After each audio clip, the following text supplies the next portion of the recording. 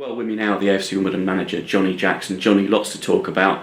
We've spoken, of course, in pre-season with Terry Skiverton about that managerial dynamic between you. Sometimes it's bad cop, bad cop. Doesn't make an appearance too often, but I suppose it did after last weekend, yeah? Yeah, it did, to be honest. Obviously, we had to address the first half showing. We had some harsh words at half time. Told the boys, what I thought, how I felt, hoping to get a response out of them second half, and I think I got that response. We certainly showed up better in that second half. We had more of a energy, more of a spirit, and certainly caused them more problems in that second period. Now, it shouldn't have to take obviously a half-time rant to get that response, and we was disappointed with the first half. No getting away from it, and we addressed it then. We've addressed it since Monday morning. We debriefed the game and looked at a lot of elements where we know that we need to be better, and also looked at the second half positives. And despite all that in the first half, and probably fortunate to only be a goal behind, we came away from the game thinking that we should have got something, because we had a few good opportunities in that second half, and we had as clear a penalty as you're ever going to see denied with about 10 minutes to go. So we actually left there thinking we was well below our best and still should have got something from the game. So obviously, lessons to be learned, but also we have to also look at what we did do well in that second half. Just going back to the start of the week, did you go through the first half again with them through the first half analysis? Did they sit through it? Did they come back to you with answers about why they weren't effective in the first half? Yeah, we had good, honest, open, frank conversations on Monday morning. We always debrief games, good or bad. We always go through the things that we can do better, and we look at the things that we've done well as positive reinforcement as well. So, and we always try and go away from them, with sort of positivity. If it's not gone well in the game, how can we put it right in the next game? And if it has gone well, obviously, what can we do even more to improve? So, we debriefed it. We move on. We learn the lessons. How do you deal with things? Particularly, you and your coaching staff have worked, all week on that. When you get home, do you spend time with the family? Do you shut off? Do you go for a walk? Do you even, in all seriousness, do you even get the guitar out just to break off from it? It's difficult. I take defeats home with me. Whether that's right or wrong, you have to live with that all weekend.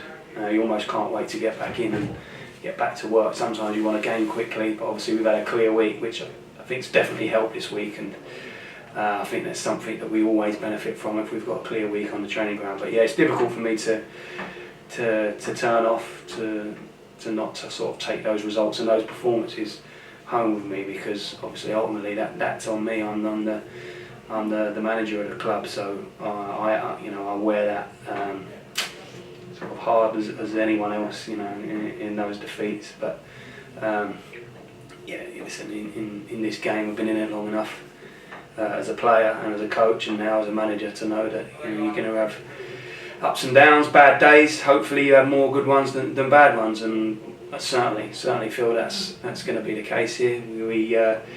We know that wasn't us. That wasn't us in that first half period. But I've seen enough in the second half, and even in defeat in the other games where I felt that we certainly should have got something from. That we're on the right path.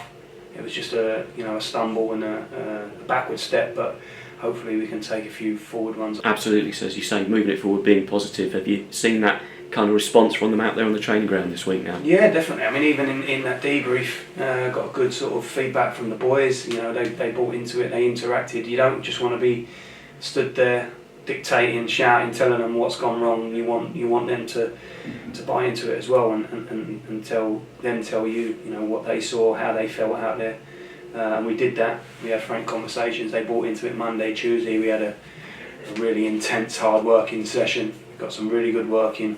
As you said, in terms of this competition for places now, as you've got Carl Hudlin back, Paris McGowan will be back again from suspension, Riley Tower as well looking to get in there too. So yeah, definitely. I mean, it's obviously, I think McGowan was a definite miss on Saturday, and that's on him. Obviously disappointed with the nature of his red card. I know he is. We've had a conversation, and he was upset to miss a game, but he missed out, and the team missed him too. I think that was obvious watching the game, and Big Carl's obviously been a miss. When you are looking in game to try and make changes to affect it in a positive way. Obviously he's one that we was using before he got injured, so not having him, Quayne Bartley was obviously out as well at the weekend, so we did have a lack of sort of forward options, if you like. So having those guys back, hopefully Jack Curry, back towards the group as well. So if we do miss a few, it does leave us a little bit light. So having those guys back and available for selection definitely makes us stronger. Yeah, how is Jack Curry? Just bring us up to date on that. Yeah, Jack trained today. First day that he's trained. Obviously he's missed a period now, and his shoulder obviously took a real whack to his shoulder. So we're managing that. He was strapped up today. He came through it well, unscathed. I've had the opportunity to spend a bit of time with Simon Clark this week. It was a really good session he put on. And you've had a few of the 18s up with you as well. How have they been doing? They've done great. Every time we've had those youngs up training with us, I think they've really contributed to the session. I think they've really enjoyed it, and it gives them a little window insight into what we're trying to do at first team level. And Clarkie's someone that I know well from a previous club and that we liaise with regularly. So everyone's sort of working towards the same thing, and when those young guys come over, they have an idea of what direction that we want to go in, and it's always nice to have them over, just to drop them into sessions now and again and see how they cope with it. Absolutely. I've got to ask you about Nathan Broom. What's the situation with his injury? Yeah, so Broomy's just, I don't know the exact terminology for it, but he's got an issue with his foot. I think a small fracture to a bone in his foot that he sustained in the Papa John's game against Aston Villa. So he managed to sort of finish the game, but he played a big chunk of that with the injury. Obviously, since we've had that scanned and looked at, and he's got the damage there. So Rumi will miss a period out now of a few weeks.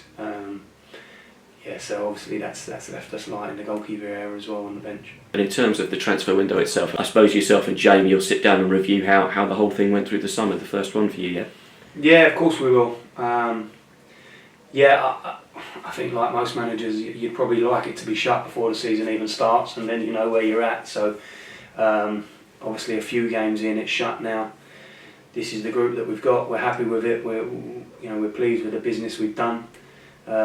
We tried to sort of do one or two more on that last day that didn't quite land for us, but really pleased with the incomings. I think they've definitely helped us mould the squad in the way that we want, and they're going to contribute. So some good work done. Obviously, the attention straight away will turn to the January window. Lots of games to play between now and then, and we'll see. If we feel like we need to dip into that market, and that work won't start on January the 1st. That'll start now, and Jamie's obviously already bringing players to me now, and it's constant dialogue, constant discussion to see how we can improve. Brilliant, Johnny. Thanks very much indeed for your time. Thanks, Rob.